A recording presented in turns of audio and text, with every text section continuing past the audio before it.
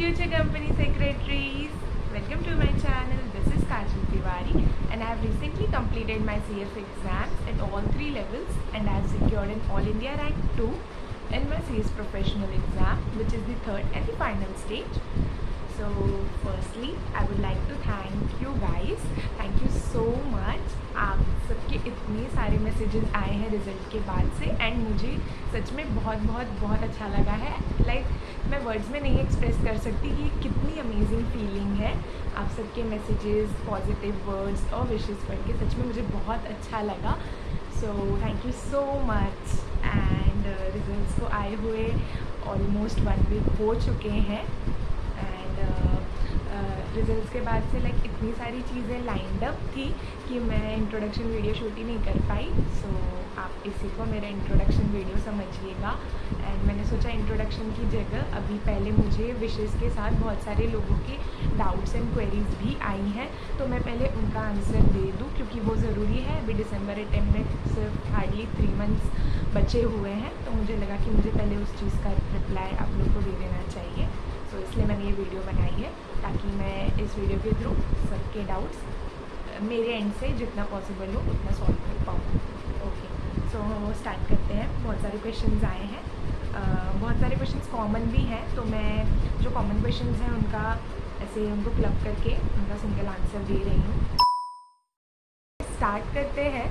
पहला क्वेश्चन आया है कि how to manage both groups together. ये क्वेश्चन काफ़ी लोगों का रहा है कि हम 2 या 3 ग्रुप दे रहे हैं तो हम कैसे मैनेज करें. सो जो भी 2 या 3 ग्रुप दे रहे हैं और रैंक के लिए एम कर रहे हैं तो उनको मैं यही सजेस्ट करूँगी कि पहले तो अपने लेक्चर्स फटाफट कंप्लीट कर लीजिए, क्योंकि स्पेशली इन प्रोफेशनल स्टेज आपको चीज़ों को समझने में ज़्यादा टाइम नहीं लगाना है, क्योंकि आपके बेसिक्स ऑलमोस्ट क्लियर हो जाते हैं एग्जीक्यूटिव क्लियर करने पे. तो आपके लिए टास्क है कि आपको वो वास्ट सिलेबस कंप्लीट करना है टाइम पे. तो आप पहले फटाफट सारे लेक्चर्स कंप्लीट करिए, फिर उसके बाद सेल्फ स्टडी को ज़्यादा से ज़्यादा टाइम दीजिए. रिवीजन के पीछे भी पहले मत भागिए. मेरा मानना है कि पहले आपका ना कॉन्सेप्ट पे ग्रिप होना चाहिए, कॉन्सेप्ट क्लैरिटी अच्छे से आनी चाहिए, उसके बाद आप रिवीजन के लिए सोचिए. सो ज़्यादा से ज़्यादा time concept clarity and self study को देना है. कोई भी सब्जेक्ट हो उसका आपको कॉन्सेप्ट, उसका क्या फ्लो है, सब्जेक्ट में क्या बताया है, मतलब सब्जेक्ट हमें क्या सिखाना चाह रहा है वो आपको पहले जानना ज़रूरी है. तो सेल्फ स्टडी कीजिए. मैं जिनका अभी दिसंबर अटेम्प्ट है तो उनको मैं ये बोलूँगी कि अभी 3 महीने बाकी हैं, तो अभी तो आपको 1 सितंबर से स्टार्ट ही कर देना है self study. Self study start करने के लिए पहले आपको प्लान करनी है चीज़ें कि मैं ये 3 महीने में मेरा कौन सा सब्जेक्ट कितना हुआ है और मुझे कितना करना है. और अगर लेक्चर्स अभी तक नहीं भी कंप्लीट हुए हैं तो कोई बात नहीं, कंटिन्यू रखिए लेक्चर्स, लेकिन साथ में सेल्फ स्टडी बाकी सब्जेक्ट्स की जिनके लेक्चर हो गए उनको करना स्टार्ट कर दो.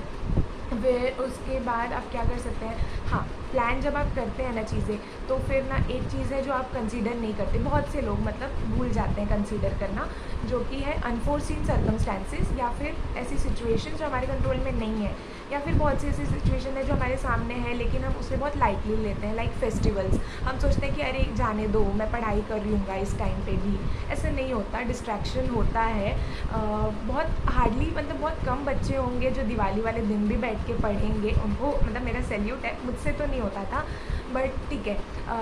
तो वो सब चीज़ों को नहीं भी आप फेस्टिवल्स में टाइम इन्वेस्ट कर रहे हैं तो बहुत बच्चों के एग्ज़ाम्स होंगे कॉलेज के, आपको वहाँ टाइम देना पड़ जाएगा. सो वो सब फैक्टर्स को कंसीडर कीजिए. ये सोच के चलिए कि मेरे 15 to 20 डेज़ वेस्ट होने वाले हैं या हो सकते हैं, तो मुझे उसके अलावा जो रिमेनिंग पीरियड ऑफ टाइम है उसमें अपना सिलेबस कंप्लीट करना है. सो ये प्लानिंग मस्ट है. उसके बाद एग्जीक्यूशन पे जाइए. छोटे छोटे टारगेट सेट कीजिए डेली. मैं जैसे डेली टारगेट सेट करती थी और उन्हें अचीव करती थी. सो येस, आपको भी डेली टारगेट सेट करने हैं कि मुझे हर दिन इतने चैप्टर्स या इस चीज़ का रिवीजन या ये चीज़ प्रैक्टिस करनी है. तो इस तरह आप करेंगे तो वो हो जाएगा. Moving on to the next one.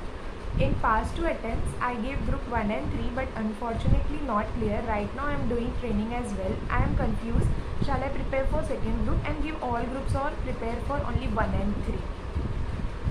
See, training के साथ पढ़ाई करना I know बहुत मुश्किल है, बहुत ज़्यादा ही मुश्किल होता है. नहीं मिल पाता है टाइम चीज़ें मैनेज करने के लिए। So what I would suggest is कि don't be too harsh on yourself. अगर आप जैसे आपने मेंशन किया है कि आपने 2 अटेम्प्ट्स दे दिए हैं ऑलरेडी, फर्स्ट एंड थर्ड के, एंड क्लियर नहीं हो पाया है, तो मैं ये बोलूँगी कि आप फर्स्ट एंड थर्ड ग्रुप पे ही ज़्यादा मेहनत कीजिए। वहाँ पे चीज़ें एनालाइज कीजिए कि कहाँ गलती हो रही है। अपने पेपर्स मंगवाइए, गाइडलाइन आंसर्स चेक करिए, कंपेयर करिए कि क्या उन्हें उनकी क्या एक्सपेक्टेशंस है इंस्टीट्यूट की, और आप कहाँ गलत जा रहे हो। तो आप ज़्यादा से ज़्यादा टाइम अपने गलतियों को एनालाइज करने में और उन्हें इम्प्रूव करने में लगाइए, ताकि मतलब आपको श्योरिटी आ जाए कि इस अटेम्प्ट में फर्स्ट एंड थर्ड ग्रुप का आपका क्लियर हो ही जाएगा। सेकेंड ग्रुप में इसलिए नहीं बोल रही हूँ करने के लिए क्योंकि सेकेंड ग्रुप में बहुत बच्चे डरते हैं, एंड डरना भी चाहिए क्योंकि वहाँ पे आरसीडी थोड़ा ट्रिकी सब्जेक्ट हो जाता है। अगेन ऑडिट में भी वास्ट है, तो फिर बच्चों को काफ़ी मतलब डिफ़िकल्टीज़ होती हैं। सो पूरा स्क्रैच से अगर सेकेंड ग्रुप स्टार्ट करना है तो थोड़ा टफ होगा ये 3 महीनों में मैनेज करना, अलॉन्ग विद ट्रेनिंग। अगर आप ट्रेनिंग नहीं कर रहे होते तो डेफिनेटली मैं बोलती कि आपको सेकेंड ग्रुप के लिए भी प्रिपेयर करके तीनों साथ में देना चाहिए। So yes, first and third पे ज़्यादा फोकस रखिए, वहाँ पे ज़्यादा मतलब चीज़ें समझिए और मैक्सिमम पेपर सॉल्व कीजिए, पास्ट ईयर पेपर्स, एंड ये वाला अटेम्प्ट दीजिए। आई होप आपका हो जाए फर्स्ट एंड थर्ड इस बार में, तो ताकि जून जो हमारा लास्ट अटेम्प्ट है उसमें आप वो 3 सब्जेक्ट जो सेकेंड ग्रुप के हैं ईजिली क्लियर कर दें। मैम 3 अटेम्प्ट्स हो गए हैं, अभी भी क्लियर नहीं हो रहा है, क्या करूँ? जिन भी बच्चों को अटेम्प्ट्स लग रहे हैं और मल्टीपल अटेम्प्ट्स लग रहे हैं, तो उनसे मैं यही कहूँगी कि आप तो अपने गलतियाँ तो आप analyse almost first second attempt में भी कर चुके होंगे, बट फिर भी अगर क्लियर नहीं हो रहा है तो एक चीज़ जो है जिस पे आप ध्यान दे सकते हैं अगर आप नहीं दे रहे, वो है डिटेलिंग पे ध्यान दीजिए।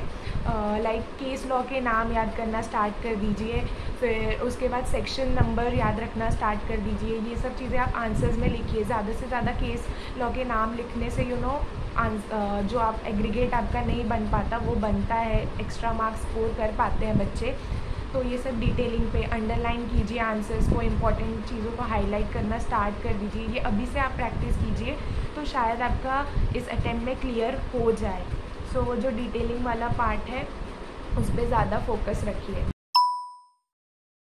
Next question we have 3 months में प्रिपरेशन कैसे करें?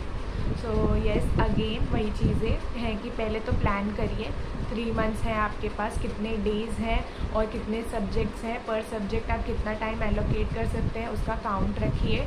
फिर डेली टारगेट सेट कीजिए। अनरियलिस्टिक गोल्स नहीं सेट करने हैं हमें, डेली टारगेट्स छोटे छोटे ही चैप्टर वाइज ही सेट कीजिए और उन्हें अचीव कीजिए।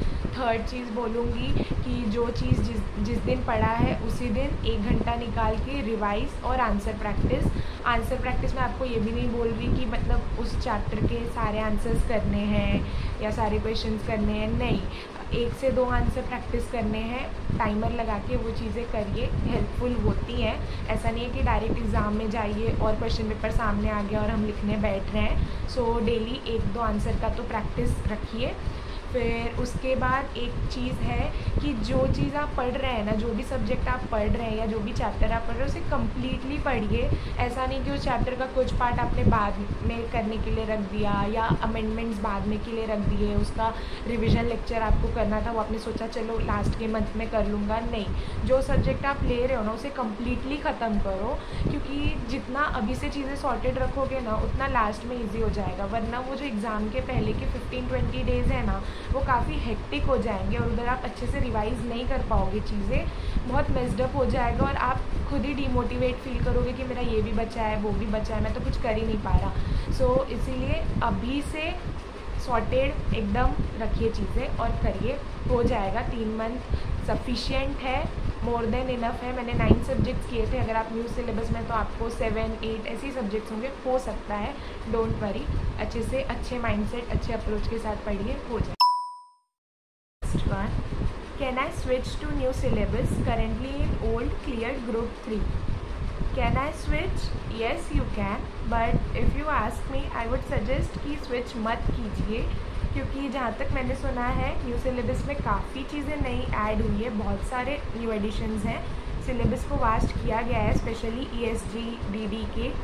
सो आई थिंक मतलब आपका एक ग्रुप क्लियर भी हो चुका है, 2 ग्रुप बचे हैं, तो इट्स बेटर ना कि जो चीज़ें आपने ऑलरेडी पढ़ी है उसको आप इम्प्रूव करके उसमें और अपने मिस्टेक्स को रेक्टिफाई करके फिर से वो चीज़ अटेम्प्ट करो। आपको पता होगा कि पेपर का पैटर्न क्या है, कैसे अटेम्प्ट करना है। कोई भी चीज़, आई नो न्यू सिलेबस में भी काफ़ी चीज़ें कॉमन है, लेकिन फिर भी आपको चीज़ें स्टार्ट करनी पड़ेंगी स्क्रैच से, सब देखना पड़ेगा।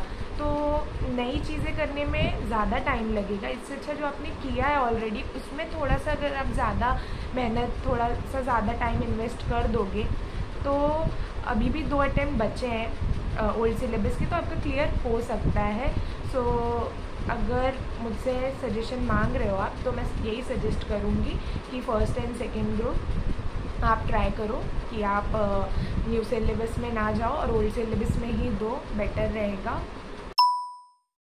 Next one we have is the most asked question. ये बहुत सारे लोगों ने पूछा है कि लाइक आपका स्टडी स्केड्यूल क्या है, आपकी स्ट्रैटेजी क्या थी, एंड अटेम्प्ट लगने के बाद आपने वो मतलब कैसे किया है 3 मंथ्स में। सो अगेन ये स्ट्रैटेजी वही सब चीज़ें रही हैं जो मैं ऑलरेडी आपसे शेयर कर चुकी हूँ। प्लानिंग, फिर अपना टारगेट सेट करना, उसे डेली बेसिस पे अचीव करना, देन क्या बोलते हैं, अपना आंसर प्रैक्टिस करना, रिवीजन करना, क्योंकि कॉन्सेप्ट्स तो क्लियर मेरे दिसंबर अटेम्प्ट में ही हो चुके थे। मुझे रिवीजन पे ज़्यादा से ज़्यादा टाइम देना था। जो चीज़ें मैंने दिसंबर में मिस कर दी थी, मुझे वो चीज़ें फिर से अच्छे से देखनी थी, अच्छे से करनी थी, तो वहाँ अपना टाइम ज़्यादा डिवोट किया। फिर उसके बाद एक चीज़ जो मैंने अलग की, जो मैंने दिसंबर में नहीं की थी, वो ये थी कि मैंने रैंकर्स के पेपर रेफ़र किए। मैंने उनका आंसर स्टाइल देखा कि किस तरह वो आंसर्स लिखते हैं, तो वहाँ से मुझे काफ़ी चीज़ों की क्लैरिटी मिली। फिर ये था कि मुझे अपने मुझे अपने पेपर्स मंगवाने नहीं पड़े, क्योंकि मुझे मेरी गलती ऑलरेडी पता थी। मेरी एक ही मिस्टेक हुई थी दिसंबर अटेम्प्ट में कि मैंने 100 मार्क्स के पेपर नहीं कंप्लीट किए थे, जो कि प्रोफेशनल लेवल पे बहुत ज़्यादा ज़रूरी है। तो इसीलिए मैंने उस पर वर्क करना 26 फेब से ही स्टार्ट कर दिया था। मुझे पता था कि रो के मतलब नहीं था यार। जब गलती पता है आपको कि आपसे क्या गलतियाँ हुई हैं, उस पर रो के क्या मतलब है। उस पर आप वर्क करोगे तभी तो अगले अटेम्प्ट में आपको रिजल्ट्स मिलेंगे ना। ठीक है, मेहनत मैंने भी की थी पढ़ने में, लेकिन मैंने पेपर में जाके चीज़ें ख़राब की थी, वो मुझे पता थी, तो फिर उस पर मैंने वर्क किया। सो 26 फेब से ही मैंने सब्जेक्ट्स लेके चैप्टर वाइज रिवाइज़ करना स्टार्ट किया, उनका आंसर प्रैक्टिस स्टार्ट कर दिया टाइमर लगा के, क्योंकि स्पीड मेरा कभी दिक्कत नहीं रहा है। मेरी दिक्कत ये रही कि मैं आंसर परफेक्ट बनाने के चक्कर में इतना कंटेंट लिखती थी कि मेरा पेपर रह जाता था। सो उस पर मैंने वर्क किया। मैं आंसर्स पहले ही पढ़ के दिमाग में कट शॉर्ट कर लेती थी कि मुझे 3 मार्क्स के लिए इतना ही लिखना है, 5 मार्क्स के लिए इतना ही लिखना है। फिर मैं टाइमर लगाती थी और उस हिसाब से आंसर प्रैक्टिस करती थी। सो ये एक चीज़ मुझे काफ़ी हेल्पफुल हुई है इस वाले अटेम्प्ट के लिए। एंड स्टडी स्केड्यूल आप पूछेंगे तो फिर मेरा ऐसा था कि जो सब्जेक्ट्स में प्रैक्टिस चाहिए, लाइक अगर वो प्रैक्टिस डिमांड कर रही है तो आपको प्रैक्टिस करना पड़ेगा वो चीज़। ऐसा नहीं है कि आप टैक्स को लास्ट के लिए रख दोगे और हो जाएगा, नहीं होगा। ड्राफ्टिंग इजी सब्जेक्ट है, लेकिन फिर भी मैं बोलूँगी कि आप टाइम थोड़ा थोड़ा निकाल के ड्राफ्ट्स भी प्रैक्टिस करिए, क्योंकि अगर इजी है तो आप जो चीज़ इजी है उसमें एग्जाम्पशन लाने के लिए आप टारगेट रख सकते हैं ना, तो क्यों ना उस पर ध्यान दिया जाए और अच्छे से।